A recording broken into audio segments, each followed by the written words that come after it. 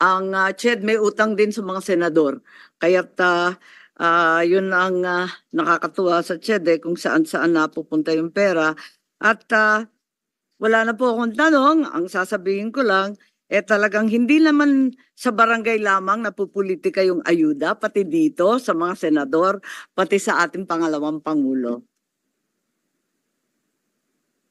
Senator Alan Cayetano is now recognized. Good afternoon, Madam Chair, Madam Vice President, magandang hapon po, and welcome to the Senate. Magandang tanghali.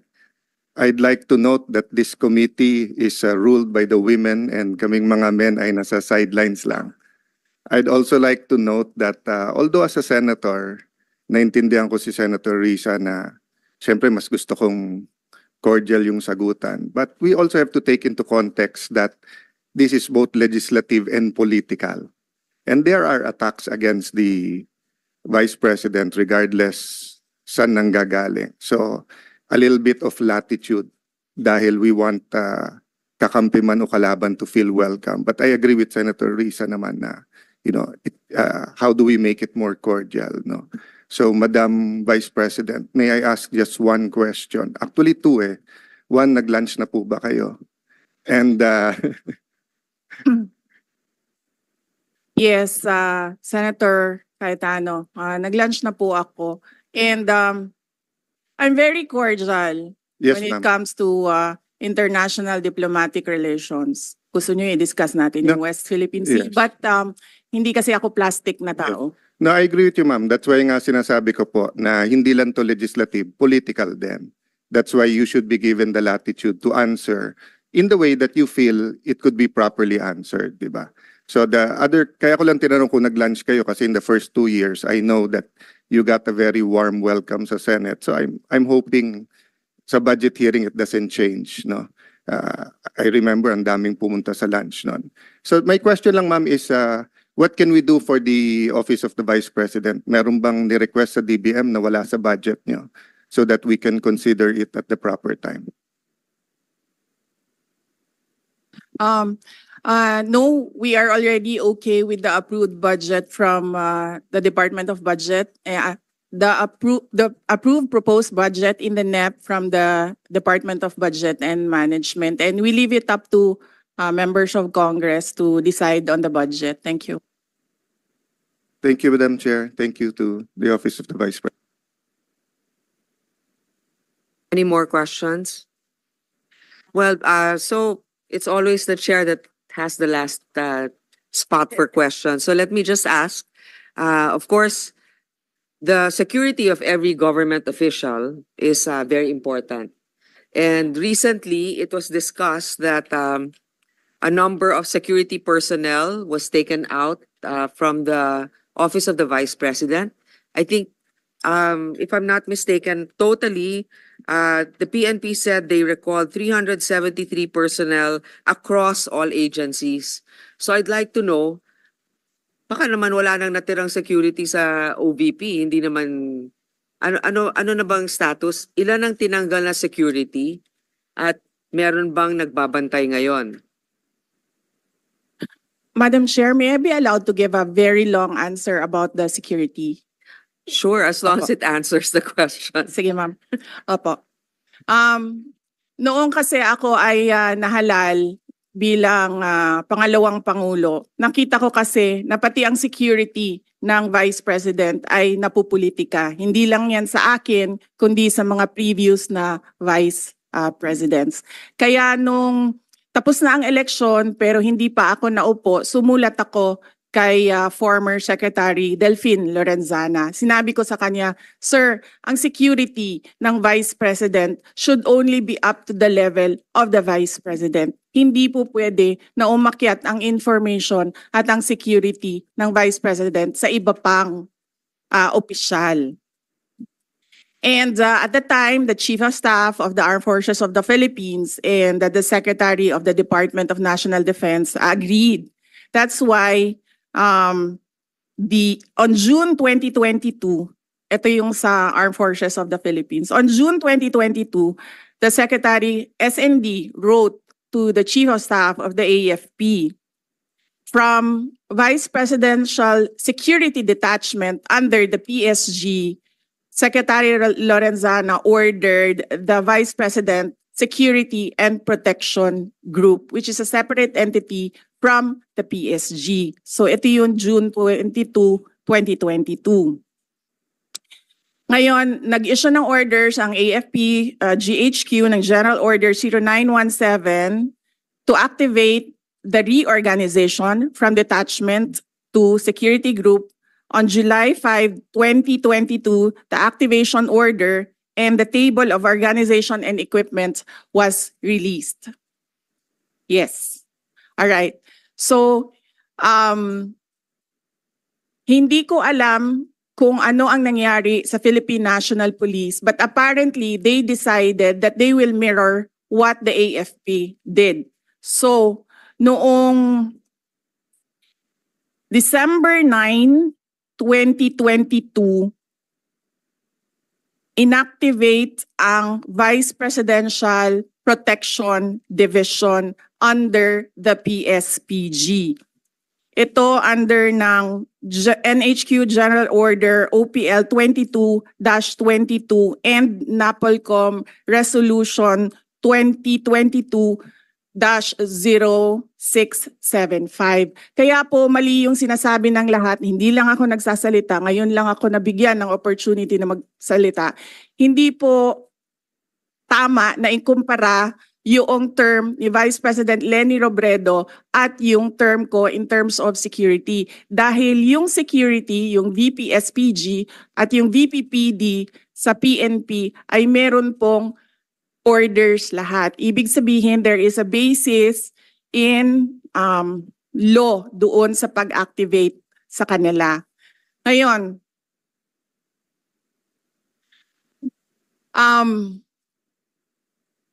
yung sa Philippine National Police, kinuha nila ang 75 na personnel.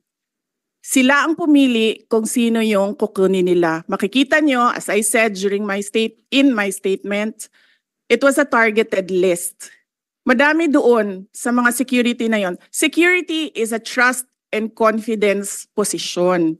Kasi ibibigay mo sa kanila yung kanang pagsalig nimo sa imuhang kinabuhi, ihatag na nimo sa ilaha. Ngayon, nakalagay doon sa listahan, kasama ko since 2007 when I was Vice Mayor, kasama ko since 2010 when I was Mayor, and madami doon, kasama ko from 2016 during the term for 6 years of President Rodrigo Duterte. Makikita nyo yon sa listahan kung isa-isahin natin. So it was a targeted list. It was a political move. It was political harassment. Ngayon, nag-iwan sila ng 38. 38 na hindi namin kilala. 38 na sila ang nagsabi kung sino ang maiwan. Sinalatan namin sila, sinabi namin, hindi na namin tatanggapin yung 38 ninyo. Ibabalik na namin yan sila lahat sa inyo. So there are no more PNP personnel in the Office of the Vice President. Ang naiwan na lang ay yung mga nasa VP SPG under the Armed Forces of the Philippines. Wala pong ginagastos ang OVP sa sweldo nito nila lahat dahil hindi po sila hinahire. Personnel na po sila ng ating AFP na dinidetail papunta sa Office of the Vice President. So, to answer your question, Madam Chair, meron pong security and all of them under AFP because we refused the personnel na sinabi. Ito na naman tayo kay General Marbil. Sinabi niya, ibabalik niya kapag mag-request kami. Sinulatan nila kami na mag-request kayo kasi ibabalik namin. Hindi ko gagawin yan. Thank you, Madam Vice President. So right now, your security detail is composed of AFP officers, soldiers, I suppose. Yes, Madam Chair, officers and enlisted personnel. Mga ilan-ilan kaya sila? May we request Colonel Lachica to answer? Nakakagulat din yung statement ng PNP. I guess he wants it on his record, but I find it a little also irregular na you're right, it's a trust issue. And if you're familiar with certain individuals, they have to explain why maybe in the budget hearing of the PNP, we can ask them why they chose the individuals to remove from your detail. But I'd like to know also how many is left from the AFP. And I think the AFP is also quite capable. Ilan po, Mr. La Chica? Madam Chair, good afternoon. I think I cannot disclose the number, but I have here our activation order and our table of organization Why can't you not disclose the number? for security reasons, ma'am. Well, okay. I will, Madam Chair, yes. sabihin mo na, sir. From our table of organization, ma'am, and equipment, we are authorized to have 364 personnel coming from the different major service of the AFP. But for our actual number, as of now, 337 po, ma'am. And this is under the AFP. And this doesn't come from the budget of the OVP? Or? Yes, Madam Chair. Okay. Thank you very much. That's all. Any more questions? Senator Bato de la Rosa is recognized. Ma'am, I just would like to inform this committee that during our last hearing with my Committee on Public Order and Dangerous Drugs, that issue was raised. And I told the Chief PNP, General Marbil, na hindi na nire-request ng Office of the Vice President na ibalik yung tinanggal niya ng mga pulis. Kung pwede lang, ibalik sa kanilang pinanggalingan na unit. Hindi yung, ito, kawawa ito, mga taga-Davao ito na been serving there for how many years, tapos dinislocate nila, nilagay nila Region 4, NCRPO, malayo sa pamilya. So, ang request na lang namin, ako, bilang Davao-inyo, na-request ko lang sa kanya, maawa ka naman dyan sa mga pulis na yan, ibalik mo doon sa kanila pinanggalingan. Kung taga Davao City yan, taga Davao Oriental, taga Cumbal, taga Cotabato, ibalik mo na yan doon. And he promised me na ibalik daw niya. I don't know until now because hindi ko pa alam kung anong nangyari sa usapan namin. Yun lang, para lang mabalik yung mga pulis yan kahit na hindi na ibalik security kay Vice President. Just for the record, ma'am. Thank you, thank you. Madam Chair. Madam Vice President, go ahead, please. Yes, thank you. I agree with Senator Bato de la Rosa. Wag na natin pahirapan yung mga police personnel dahil kaibigan nila ako. Ibalik lang natin sila sa mga pamilya nila. Thank you. Actually, Senator Tolentino is the Vice Chair for the Committee of the DILG for this budget season, Vice Chair Finance. So I would like you to ask the PNP Chief what led to that decision, because also part of that is, if it's a political decision, I think that would not be fair also. But knowing that you're in the capable hands of the AFP is also reassuring. But this has to be raised. Definitely, Madam Chair, this will be asked as a policy question to be directed to the Chief PNP. Madam Chair. Senator Yes, you- Cayetano. Yeah, just because we're on security, Madam Vice President, could you indulge me in just one last question lang? Ang DOTR or NAIA ba nagsulat, explain at nag-apologize na sa inyo dun sa CCTV, hindi pa? Senator Alan Peter Cayetano, thank you. Hindi, sir. Ang nangyari kasi dito, itong tao na ito apparently is assigned doon sa NAIA. Ang tao na ito is a media person na-assigned permanently, I think, sa NAIA because this is the second time na nilabas niya yung istorya sa mga anak ko. Yung una, when I left for Singapore, year 2021. Wala naman akong problema doon. Ang aking problema lang is itong tao na ito, nilalabas niya pati yung information na kasama ko yung mga anak ko. Alam namin kung sino siya. We have footage na kumukuha siya ng cellphone footage. Ang sinasabi ko lang doon sa aking statement ay dapat siguro i-beef up ng NAIA ang security nila dahil may tao doon sa boarding lounge na hindi pasahero at hindi employee ng gobyerno at hindi employee ng NAIA. Yun yung sinasabi ko, if you want to have a world-class airport, dapat world-class din yung security natin. Hindi siya pasahero. And in certain areas, bawal talaga, di ba? Sa immigration, dun sa may, there's certain areas na bawal kumuha. The reason I asked it, Madam Vice President, is, yun nga, yung minsan kasi nasa-sensationalize, nagkakampihan, but nakakalimutan yung point eh. So I don't know when it started, kung 2010, 2013, but I remember, Senator Risa, nung nagrarally tayo, nung anti-GMA, di ba? Sa rally ka lang makakita ng pulis na may camera, na may phone or camera, nakukunan tayo. But ngayon actually, pag landing mo sa airport, if you take a car or a chopper, parang SOP na ng pulis, nakunan ng picture. Minsan tinesting ko sila, sabi ko selfie na lang, sama kayo. Hindi. So I don't know, given the situation na nangyari sa inyo na pati pamilya, as you said, no? Like ako, sanay naman ako kunan ng picture whether they love me or hate me. That's why they want to get a picture. Minsan, pinapalitan yung lumabas doon sa 10,000 doon sa Rockwell. Actually, pinalitan nila yung audio eh. So, lumabas pa sa TV. Baliktad. Sumisigaw na idol ko si Alan, pinalitan nila na minumura ako. Then yun yung lumabas. But the point is, just like the Vice President, what if you're with your kids? What if you're with your pamangkens? What if may nakipicture lang sa'yo? What if may kasabay ka lang sa aeroplano, sa fast craft, or sa ano? So, hindi ba, I don't know, Senator Bato, ikaw lang ang highest ranking PNP dito eh. Bakit ba may ganun? I mean, hindi ba sufficiente naman? I didn't intend to ask you. Baka I asked this But para I intend matanong to din. answer. Yeah. But I intend to Kasi- answer. No, kasi my point of view naman is, if it's for the record, unang-una pag sumakay ka ng helicopter or ng aeroplano, dapat talaga may manifest yon. Pag landing mo, nandun yung police, eyewitness ka naman, dapat isulat yon.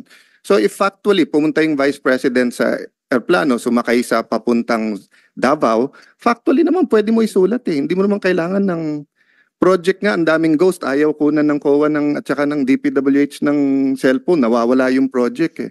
Pero tao sa atin, yung security, parang medyo, yun nga, I find the problem, baka we should really look into that. I would like to also give my experience on that. What I noticed is, for example, we're a guest in a certain event or in a province, usually without even us requesting, the local government will ask the PNP to assist a public figure. And the reason why they take pictures, and just like Senator Alan, I thought at first they wanted a selfie, but apparently it's to provide proof to their commanders that they render the service. Now, it's a different story if they just take a picture for the fun of it, to give, I don't know, for others, in areas where, let's say, there's limited access. So But that's to that point, Madam Chair, wala akong problema na kunan mo eh. But yung storage at paanong gagamitin, given that, so for example, we're talking about security ngayon, di ba? Kung sa Secret Service nga, na pinaka-professional, na kahit Democrat o Republican, may congressional hearing ngayon dahil dun sa nakalusot kay ex-President Trump. Sa atin pa kaya na we try na walang politika sa PNP at saka sa AFP, pero nakikita naman natin kahit anong administrasyon, meron talagang tendency. So, my point is, if they're there to keep their officials safe, is it actually safe? As the Vice President said, that nasa terminal ka na high security, meron may cellphone, kumukuha, hindi naman pala empleyado. So wala naman silang pananagutan sa batas or sa airport. Ganun din sa atin. Wherever we go, pagka nagbus ako papuntang Bicol, kung 8 hours yun, pupungas-pungas ka pa pagbaba mo. Kailangan mo siguraduhin na ano ka kasi may kukuha sa'yo. Then you don't know where that picture will go. You know, sometimes things happen for us to look into it. So I'm nalulungkot ako na yung na-involve yung pamilya ng ating Vice President, regardless no of whether we are for or against her politically. But I'm that this can get out of hand given the number of pictures, and yung DICT tumawag sa akin dahil sa Committee on Science and Technology at sabi nga lang, grabe na ngayon yung hindi na katulad ng araw sa atin Photoshop lang. Ngayon pati boses, yung AI, yung deepfake, di ba? Pwedeng, so pati video talagang pwedeng i-manipulate, no? Kahit nga hindi ka nakunan pwedeng lumabas na may picture. No, as public figures, we cannot really avoid having our picture taken, but the issue here is in an area that's restricted. So I think that the DOTR has to do their best effort to make sure that only authorized individuals are in certain areas, and that they also have to take care of their CCTV, whatever. I mean, unless it's for the interest of the public, the safety of national security issue, they better be careful with the information that they are handling. Senator Bato, you're Yeah, recognized. thank you, Madam Chair. Yung, another issue na naman ito na sigurong i-raise natin ito pagdating sa budget hearing ng BI.